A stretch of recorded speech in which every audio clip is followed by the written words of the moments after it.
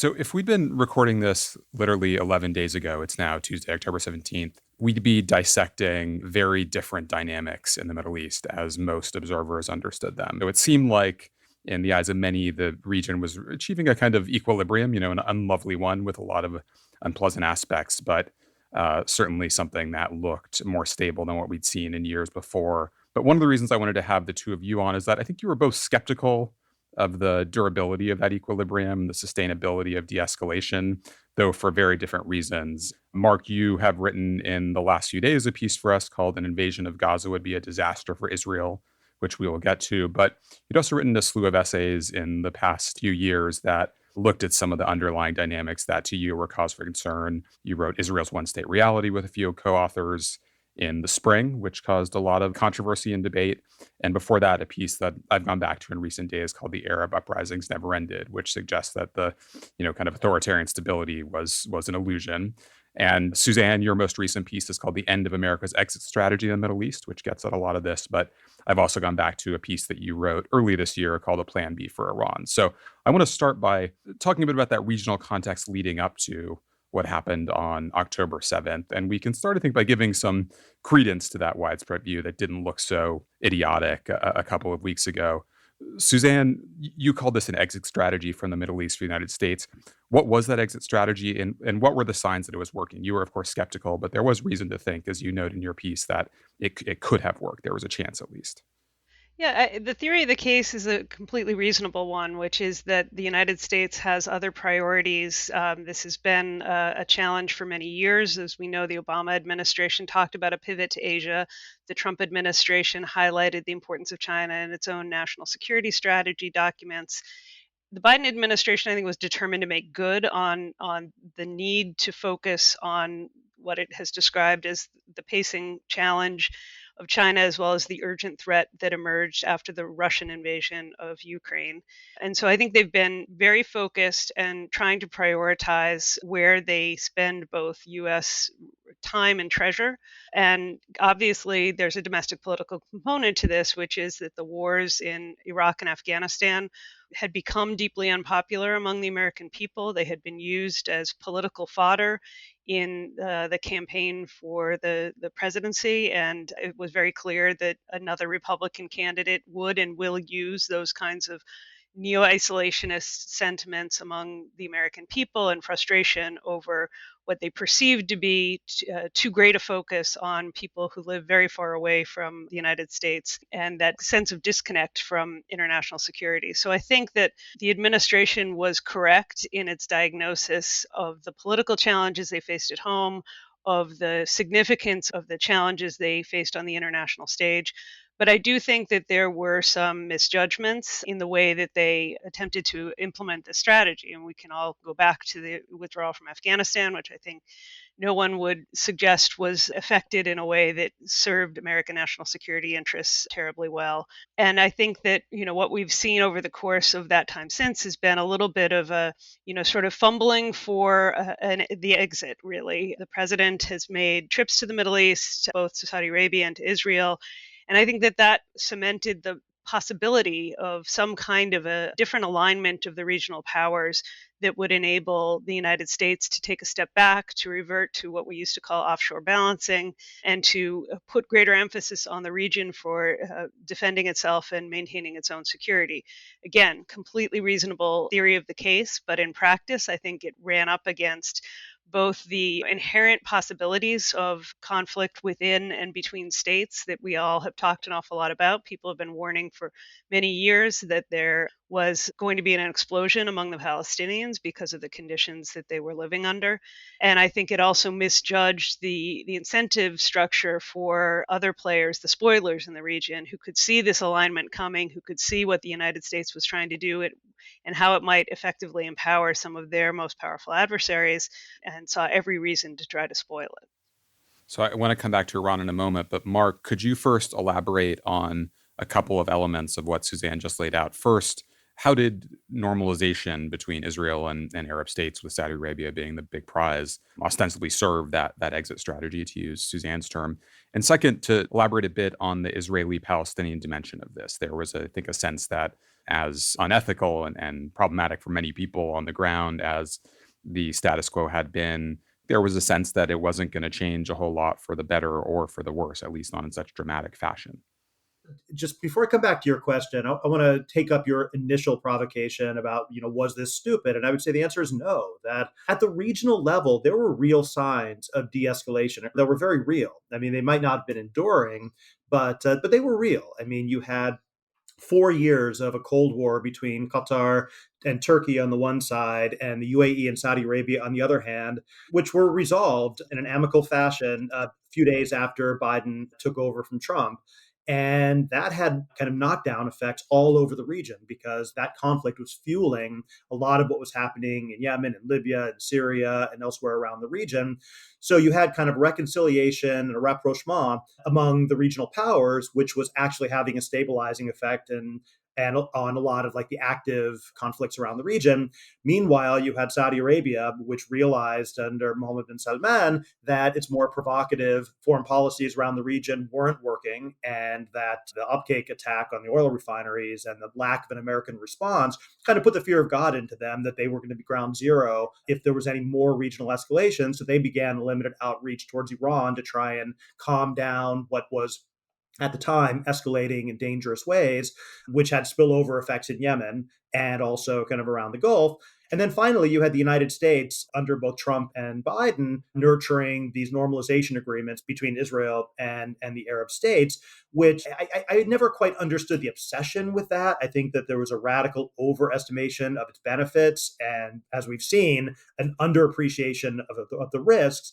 But it made sense in that broader context of de-escalation, where you could have not perhaps a stable and permanent regional security architecture, but something a whole lot more manageable than we had over the post-2011 decade of, you remember the other piece I wrote for you, the new Arab disorder, right? I mean, this looked a lot better than what we had, say, 5 years ago. But as you said, I mean, and as Suzanne hinted, there were a number of easily seen obstacles to this, which were basically, we kind of whistled past the graveyard. We just kind of wanted to assume them away. And one of them was that we were relying on these authoritarian regimes, which in many ways were the cause of the problems rather than their solution. And so, in a sense, what we got were kind of the conflicts were frozen, but not resolved in all kinds of ways. And the ongoing repression and the ongoing economic mismanagement of many of these regimes, especially, say, in Egypt or Tunisia, were kind of generating more and more pressure from below. And so that's kind of a regional context where the leaders were de-escalating regionally, in part because they were trying to handle their domestic problems, but the domestic problems were getting worse and worse and worse. And the United States basically had zero interest in any of this. No discussion of democracy, human rights, reform, nothing. We just wanted to work with these autocrats and try and get the top-down part put together. And then finally, Palestine, which everyone could see this was coming. I can't tell you how many times when in briefings and discussions and articles that I wrote that I kept saying, how is the Abraham Accords going to hold up when we start seeing large numbers of dead Palestinians turning up on the Al Jazeera screens and on social media? And it's one thing for the UAE to normalize at a time when that's not happening, but Palestine has not gone away as an issue for Arabs and for Arab regimes or publics. And some kind of explosion was inevitable, given not just, as you said, the status quo, but the steady escalation of actions by settlers backed by this radical right-wing government in Jerusalem, as we saw in 2021, across the West Bank, in this steady kind of under-the-radar process of the appropriation of land, dispossession of Palestinians from their villages. And I mean, this was like actively pouring gas onto a fire that most people just simply wanted to ignore. And so we had American officials, very well-intentioned officials, shuttling back and forth between Riyadh and Israel and trying to broker this agreement. And meanwhile, the fires beneath them were steadily rising, and they just wanted to assume it away. And as we've seen now, that just wasn't possible. Suzanne, do you share Mark's sense that the benefits of normalization between Israel and Saudi Arabia were oversold? I'm not sure that they were oversold. I think that, this is a region in which normalcy among the states of the region would be a huge welcome improvement over the, sort of frozen conflict that has, in many ways, I think, just devastated both the people of the region, but also held back so much potential opportunity. So I think that it is a reasonable attempt to try to think through a different future for the Middle East.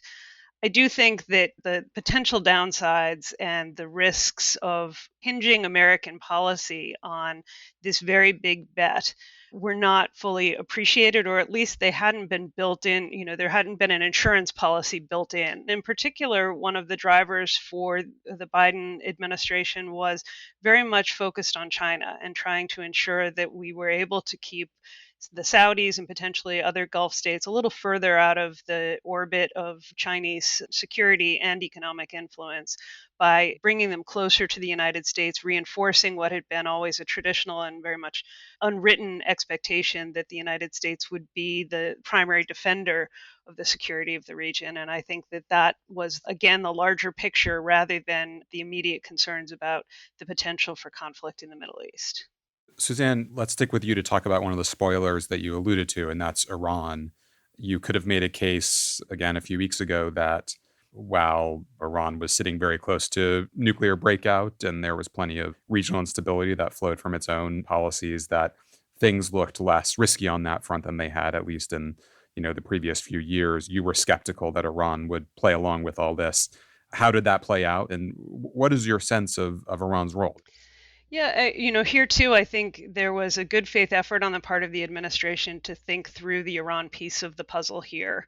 And essentially, I think the plan was really to buy them off through these agreements that would commit the Iranians to at least stepping back from the brink on the nuclear program, to release some of the Americans that they have held unjustly for many years, and to refrain from some of the more aggressive activities in the Gulf against tanker traffic and against American interests, allies, and assets across the Middle East, which, of course, is one of the many ways that Iran seeks to have influence, essentially, by provocation.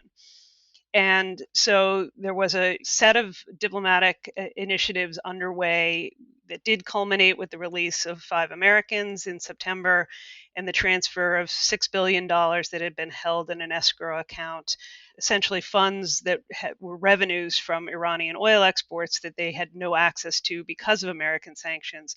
That money was made available to the Iranians by putting it in a Qatari bank with the assumption that the Qataris would help us ensure that those funds would only be spent on humanitarian purposes. I think that was always a slightly difficult bargain to stomach, both because of the expectation that the Qataris could play a meaningful role in overseeing Iranian transactions, that the funds wouldn't offset the Iranian ability to shift money elsewhere and to double down on some of their support for their proxies across the region.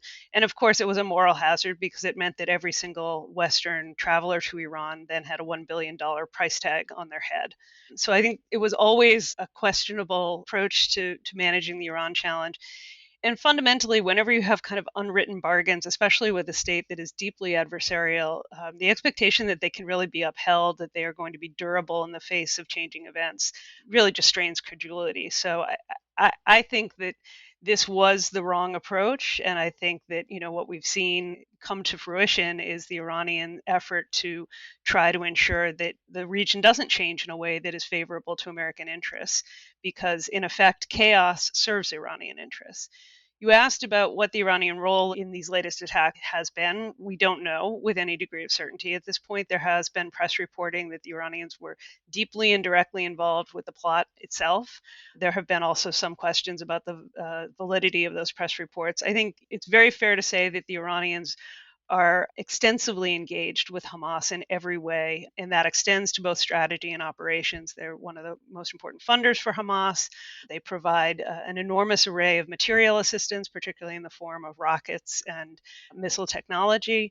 They're involved with training directly from the Iranian Revolutionary Guards, but also what I think is notable is that Hamas, in many ways, over the course of the past decade, has become a key component of this broader integration of transnational Shia militias that the Iranians mobilized to help defend Bashar Assad.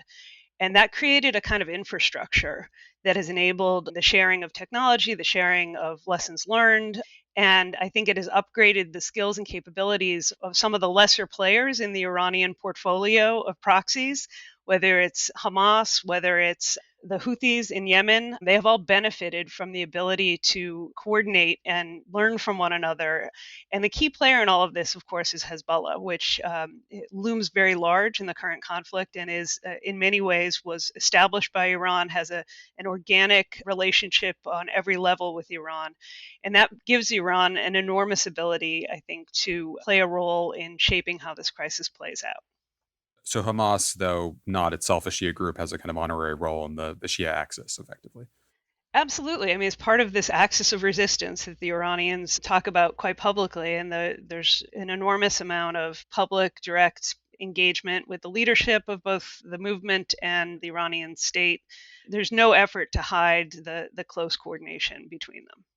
Mark, what do we know now about Hamas's motivations, both the timing of this attack, the brutality of it, the kind of scale of atrocities that we've seen that seems to have gone beyond anything the group has done before? Also, its objectives. What did it hope to achieve strategically by launching this kind of attack on such a scale? Well, again, as Suzanne said, I think that we have to start by acknowledging that we don't really know. I mean, there's reporting out there, there's interviews, and there's also, at this point, it seems at least that there was kind of a small group of Hamas commanders who were kind of in on the mission, and others who are often interviewed in the media who perhaps didn't know at all what was about to happen. And so we have to be really careful about not just what's being reported, but who is saying what and what they were actually in a position to know at the time. I would just say, in kind of a broader context, that Suzanne is completely right about the way that Hamas has become increasingly integrated within Iran's proxy network and its vehicles and means of projecting its regional influence. But Hamas isn't Hezbollah. It's not the Houthis. It's not kind of something which was created by the Iranians. It had a long pre-existing presence in Gaza and a set of interests that are rooted, I would say, in two things. One is maintaining its rule and control over Gaza itself. And secondly, its ambitions to become the leader of the Palestinian national movement. And both of those things are very important. I think where the Houthis or Hezbollah, as Shia actors within the resistance axis, have no place else to go. If they want support, then Iran's the only place they're going to get it because of the sectarian dynamics of the region. Hamas isn't in that position. Like the PLO before it, in a sense, is able to reach out and get support from Qatar, from Saudi Arabia, if Saudi Arabia is willing to provide it. There's a lot of money out there on the Sunni side, and that gets tied into these politics of political Islam that have kind of torn the region apart over the last decade. And like the UAE, of course, is deeply hostile to anything that looks Islamist. Saudi Arabia is this kind of ambiguous transitional moment. Qatar and Turkey are available. And so my point is simply that if you're Hamas, you are certainly benefiting from Iranian training support material and the like, but you do have options and you have a strategy which is not reducible to Iran's strategy. It aligns sometimes and sometimes it doesn't. And I think that if you're Hamas, then again, I don't know why they launched this attack in this particular time and place, or the way or the specifics of the attack plan. But I can say, kind of what they're looking at in Palestine circa October 6th of this year. They're looking at, on the one side, a Palestinian Authority which is completely lost its legitimacy and its function. And if you're trying to be the leader of the Palestinian national movement, the moment is opportune for some kind of bid to take leadership of that. The Abu Mazen and the PA are simply unable to deliver any kind of not just governance and level of economy and daily life, but they can do nothing about the steady encroachments on Palestinian land and population across the West Bank. Is being completely ignored by the United States in this diplomacy and the normalization efforts on Israel and Saudi Arabia. And so, in a sense, there's a political vacuum in the West Bank, and combined with radically deteriorating conditions. And I think a lot of us remember 2021, remember the clashes in East Jerusalem, in Sheikh Jarrah, which then spread into any of the mixed cities of Israel. And then Hamas intervenes with firing rockets and gets into one of these episodic crises. And I think a lot of us, on the outside, look at this as a Hamas miscalculation. People in the West Bank who are protesting, like, we don't want your help, go away. We want this to be about Jerusalem, not about Hamas. And I think there was a somewhat dismissive view of this as an irrational act.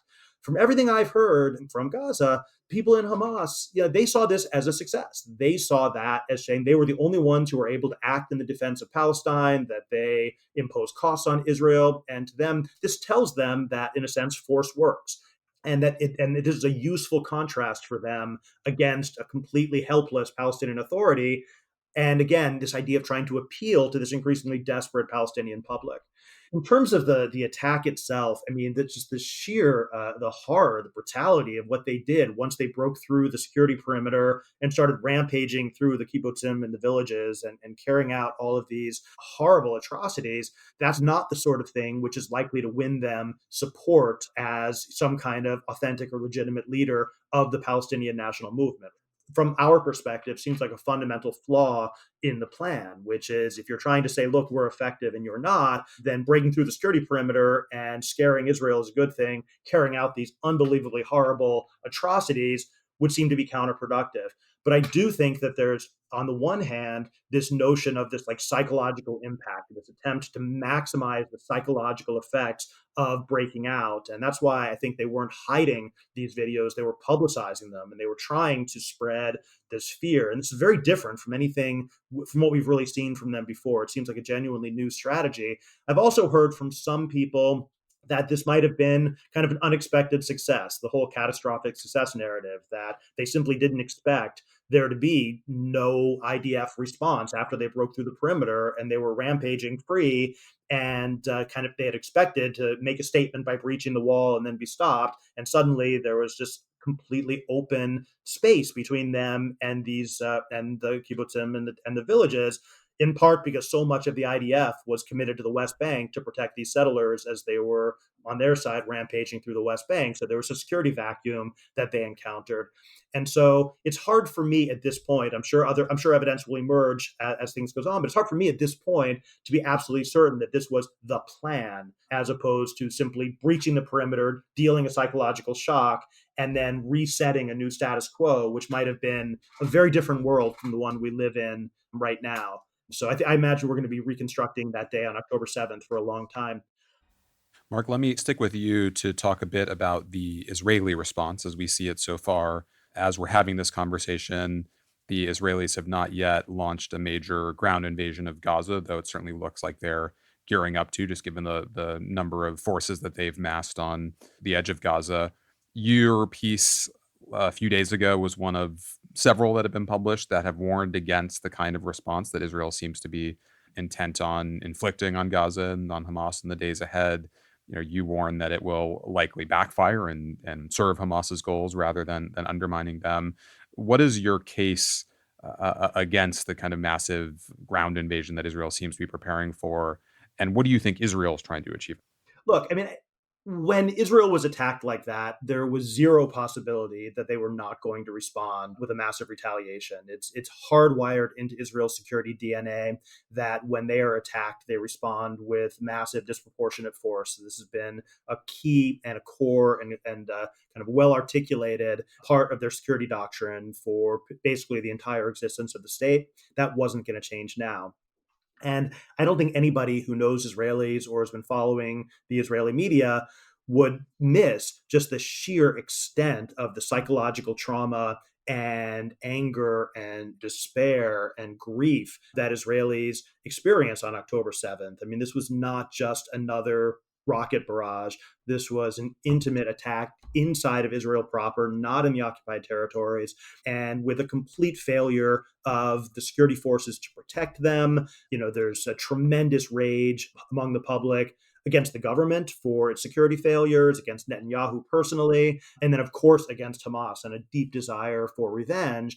And that's the political environment within which the Israeli government is going to be formulating its plans. And so there is, I think, a strategic objective. I think they have a rationality behind it, but there's also, we don't want to miss just the sheer emotional and political valence of all of this. There had to be a response from the Israeli perspective, and it had to be overwhelming, and it had to be kind of commensurate with the psychological shock which Israelis had experienced. I think Hamas fully expected that and was and is well prepared for both the bombardment and blockade, which have happened, but also for the ground invasion, which, as you say, appears to be imminent.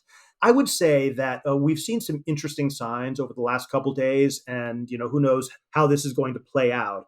But I think in those initial days, the United States gave Israel full license to do whatever it wanted and did everything possible to push back against any criticism of its methods, whether blockade or bombardment or anything else. This was you saw Biden's, I think, very personal and emotional response to this. And I think it was a consistent message across the administration that Israel has a right to respond, and we're going to try and line everyone up behind them and back them to the hilt. But then I think it's not just my piece that was published. There's, as you said, there's a lot of pieces that were published, but also the leaders of almost every human rights, not just human rights organizations, but relief organizations, international organizations, the major NGOs. Everybody starts coming out saying this is going to be a disaster. This is horrible. This is a blatant violation of international humanitarian law. There's massive war crimes being committed here. This is a political problem for you, a moral problem for you, a strategic problem for you. You're never going to be able to get support within the region for your plans while Israel is carrying out these kinds of atrocities.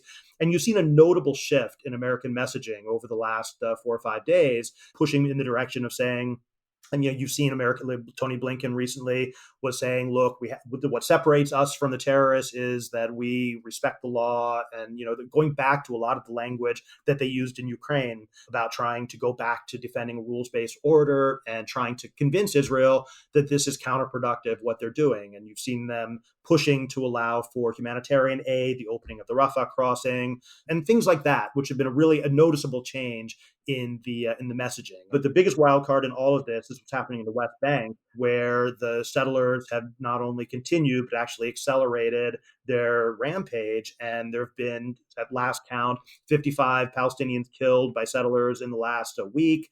And this government, because the national unity government that was formed didn't get rid of the extremist figures, they're still giving them a green light and military protection to do this. And that seems to me to be the variable that is least under the control of the United States, right? We can pressure Israel on the humanitarian side. We can try and get a humanitarian corridor, try and pressure Egypt to allow some kind of border crossing, let some people out through Rafah. You can threaten Hezbollah, you can threaten Iran, but you can't really control the individual settlers in the West Bank if they have continued green light from the Israeli government. Everyone is focused right now on Hezbollah, correctly, but they should be focused on Jerusalem and what would happen if there was a major explosion on the Temple Mount / Al-Aqsa complex. If things suddenly spiral very quickly in the West Bank, that becomes completely out of control. It's not the sort of thing the U.S. is able to handle. And the risk there, just to put a fine point on it, is a kind of third intifada emanating from the West Bank that would add a whole new layer of complexity to this. Exactly. But it's also one in which once Jerusalem comes into play, that basically makes it extraordinarily difficult for Saudi Arabia, for any of the Arab countries to play a moderating role. It puts tremendous pressure on those governments. Public opinion is already inflamed.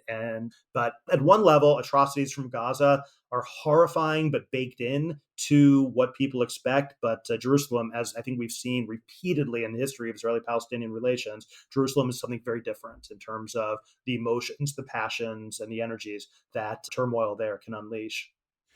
Suzanne, I want to get your sense of the risks of war escalating regionally.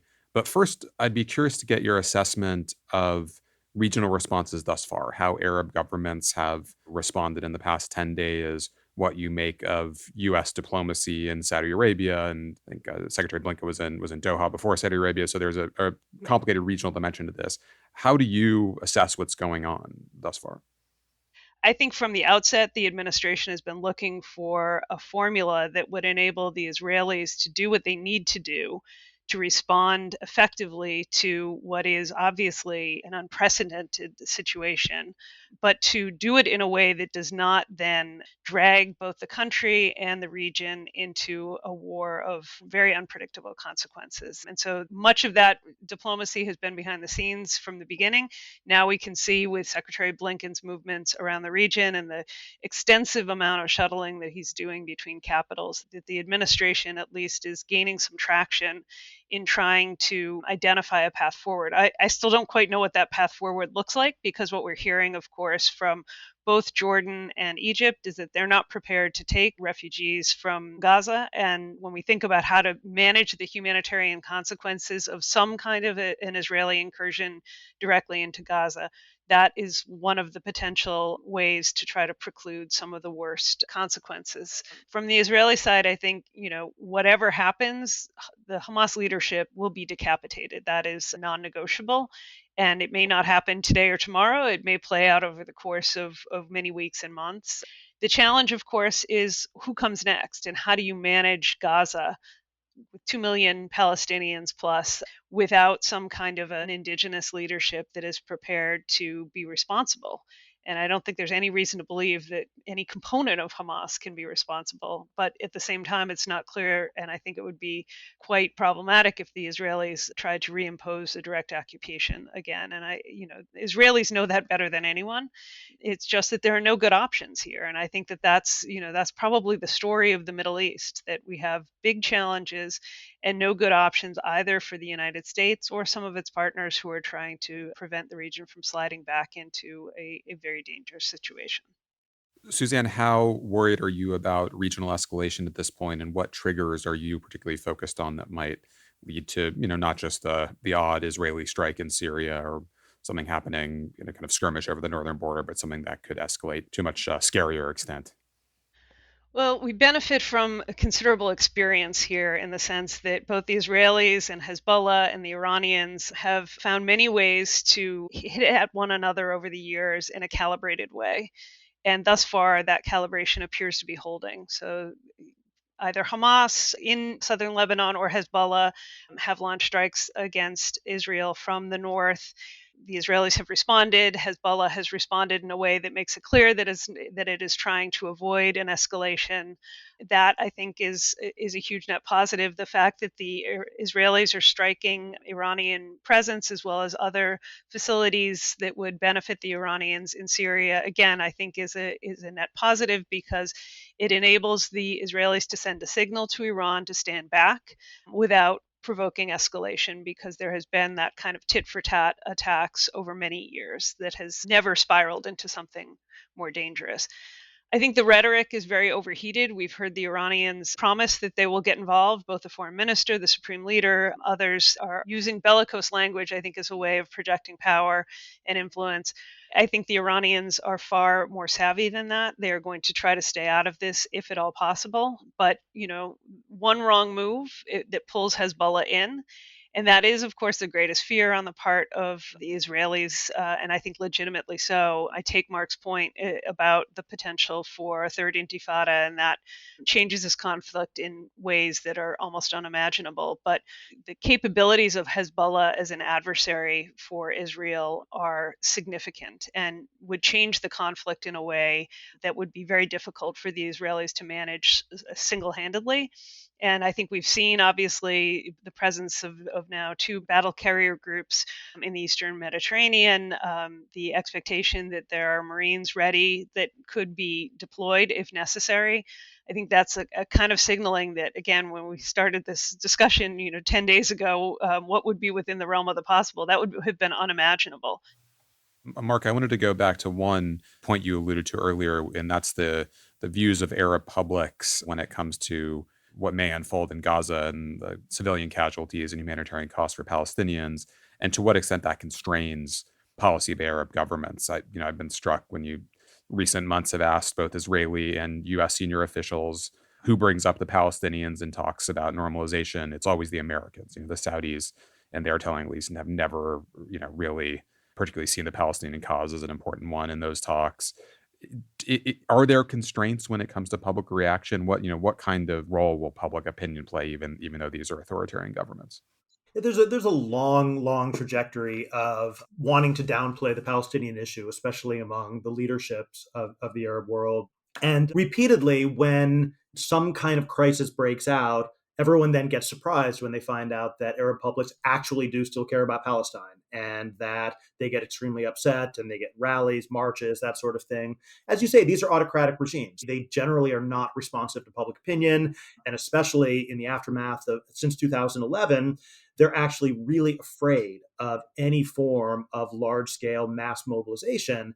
So in the old days, I'm sure you both remember, back in the old days, it was a standard ploy by Arab regimes to not allow any kind of protest about domestic affairs, but they're perfectly happy to let the crowds go out and protest about Palestine, right? That let them go and chant about Palestine, because that means they're not protesting against corruption, unemployment, repression, all those things at home. This was a standard thing that, for example, the Mubarak regime did all the time. But that option isn't really there now, right? Because now these regimes are afraid of any kind of public mobilization, because what 2011 taught them is that anything can metastasize from something small and local into something really big. And so one of the things that you have to look at is that Arab leaders are not going to sacrifice themselves for Palestine. That is just, they don't care enough. There might be a few of them who care, but they're not going to base policy on that. But they are highly attuned to their own political survival, both regionally and domestically. They want to stay in power. And so they watch this stuff extremely carefully. And when you have these really mobilized publics, and you have these images on Al Jazeera, and you have social media, and you have the labor unions and the professional associations all wanting to get out there and protest, that threatens them in all kinds of ways. They do not want people on the streets, even if it's something about Palestine.